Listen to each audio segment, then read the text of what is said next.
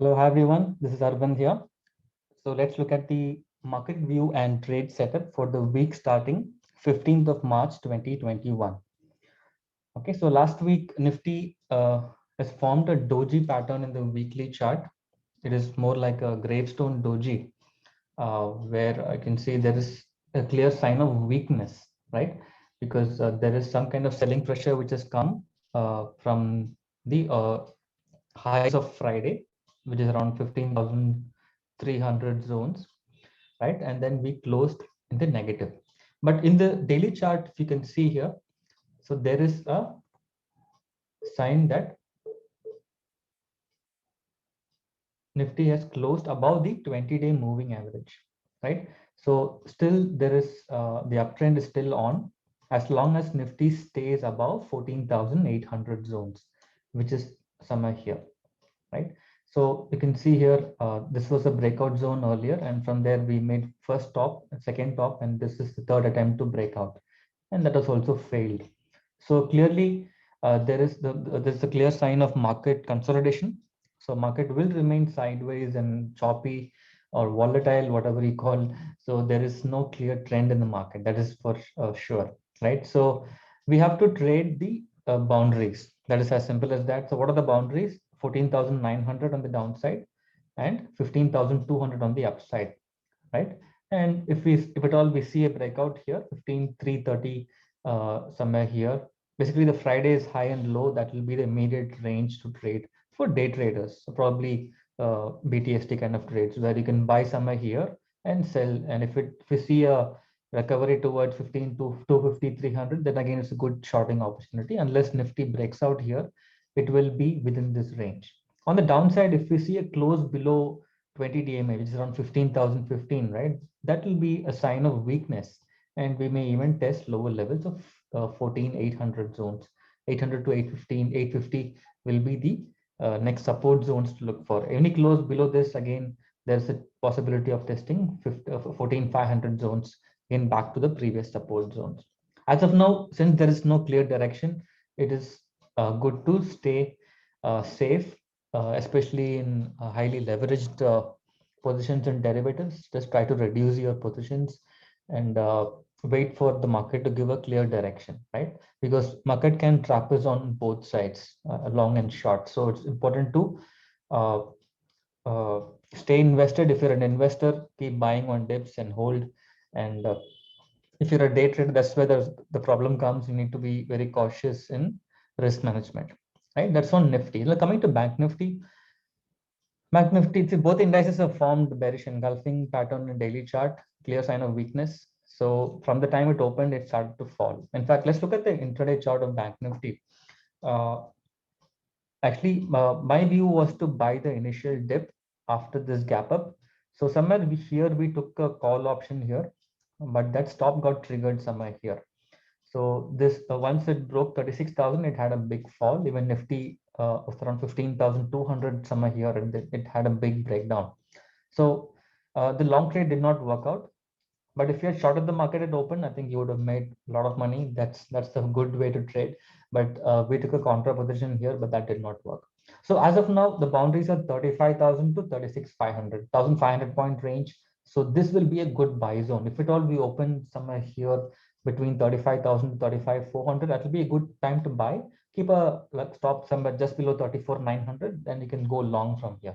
And if at all we go somewhere here 36,400, 500, again that will be a shorting opportunity. Unless we break out above 36,600, there is no clear trend on the Bank Nifty also, right? So clear thing is just trade the boundaries, right? So that's on Bank Nifty. Now coming to the global markets, you can see Dow Jones has given a breakout. You can see it's almost outside the Bollinger Band. It's overstretched on the upside, overbought zone. So there could be consolidation or even if it all sustains above, maybe it may go higher, but it looks stretched on the upside. And S&P 500, it is still yet to reach the outer end of Bollinger Band, but it is facing some resistance zone. You can 39,550 to 4,000 is a strong supply zone. So there's going to be some kind of consolidation here in S&P 500 also. So there is no huge uptrend that we can expect. That's on the US markets, but the main concern that we have to look for is the US bond yields. You can see here it's around 1.6 to 1.7. Again, it had a fall, but again, it's starting to go up. This is causing some kind of volatility, especially in emerging markets. If it continues to go higher towards say 1.8 to 2, that may cause a correction in Nifty. That is a possibility. And even you can see dollar index is also going up higher. It touched 92.5 and then it started to come off the highs. It's still not very high, but not low as well. Let's look at the daily chart here. Okay, so you can see here, let's keep this as day.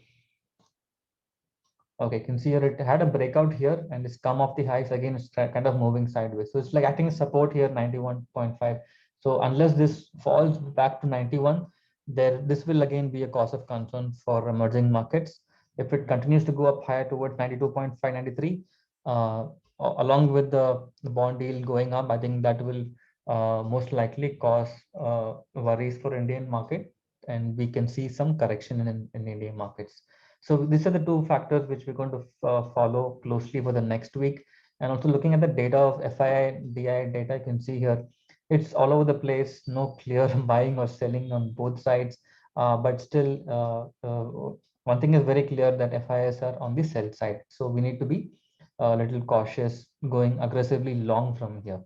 And SGX Nifty has actually closed uh, positive on Friday. I can see here it's taking support at the 20 moving average, exactly like Nifty, and starting to show some kind of pullback. This could be a dead cat bounce. We have to see if it sustains. So 20 DMA will be a crucial line on the sand. We need to wait and see if it plays out on the upside or on the downside. So best thing is to reduce your positions, stay light, and wait for the market to give a clear direction. So for day traders, we found the range. We can trade within the range. On the stock specific side, any dip will still be a buying opportunity for investors and positional traders, and keep accumulating longs in cash market, and you can hold on. So that is my view for the next week. I think we can expect a range between 14,800 to 15,250, kind of 400 to 450 point range in Nifty, and 1,500 point range in Bank Nifty, which we discussed earlier. So that is the range. Any kind of range breakout on either side will give a market direction. That's the trade we have to wait for. All right. So I hope you found this video helpful. Please like this and share the video, and you can also leave your comments if you found this useful. And we're also offering live market support and trading recommendations, which we analyze on the charts. And you can join a Telegram group of our clients, and the link is on the description. You can join. And I'm also leaving my WhatsApp number and email. If you like to connect with me, we can take it forward. Okay, thanks for watching. Have a good trading week ahead. Take care. Bye-bye.